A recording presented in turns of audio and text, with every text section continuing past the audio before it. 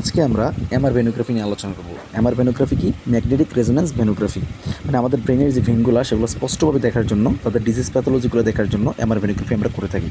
তবে সিটি ভেনোগ্রাফিও করা যেতে পারে, বাট সিটি ভেনোগ্রাফির চেয়ে এমআর ভেনোগ্রাফিতে খুব স্পষ্টভাবে আমরা ব্রেনগুলোকে দেখতে পারি।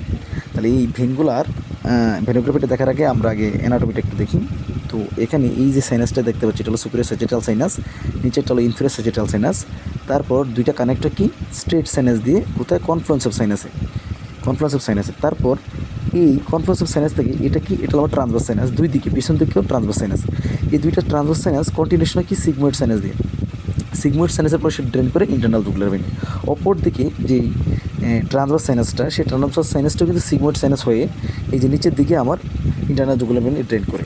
এখন এমআর ভেনোগ্রাফিতে আমরা কী দেখব? এমআর ভেনোগ্রাফিতে দেখব যদি কোনো মেজর যে ভেনগুলার সেগুলো থ্রম্বোসিস হয়ে থাকে তাহলে সেটা দেখা যাবে না এমআর ভেনোগ্রাফিতে।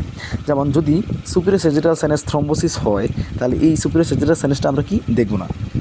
তারপরে দেখা যাক এমআর ভেনোগ্রাফিতে আমরা কি দেখতে পেতেছি, দেখো এই যে ওইটা হলো সুপিরিয়র স্যাজিটাল সাইনাস, আর ওই যে নিচে দেখতে পাচ্ছ এটা হলো ইনফেরিয়র স্যাজিটাল সাইনাস, আর দুইটা কানেক্টর কী দিয়ে, আমার স্ট্রেট সাইনাস দিয়ে। এটা হলো আমার কনফ্লুয়েন্স অফ সাইনাস, এটা কি আমার, এটা হলো আমার ট্রান্সভার্স সাইনাস। আর এই যে সিগময়েড শেপ, এটা হলো সিগময়েড সাইনাস, তারপরে ইন্টারনাল জুগুলার ভেইন।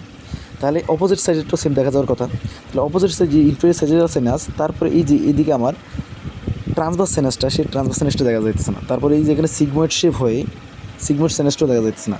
এই যে আমার ইন্টারনাল জুগুলার ভেইনটা দেখা যাচ্ছে। তার যেহেতু আমার এদিকে ট্রান্সভার্স সাইনাস আর সিগময়েড সাইনাসটা ভিজিবল না, তার মানে আমরা বলতে পারি এখানে এটাতে আমার সিগময়েড সাইনাস এবং ট্রান্সভার্স সাইনাস থ্রম্বোসিস হয়ে গেছে, অর্থাৎ যে সাইনাসটা দেখা যাবে না সেটার থ্রম্বোসিস হয়ে গেছে। তাহলে এমআর ভেনোগ্রাফিতে আমরা এই থ্রম্বোসিসগুলো বা ডিজিজ প্যাথোলজিগুলো আমরা ইজিলি ডিটেক্ট করতে পারি।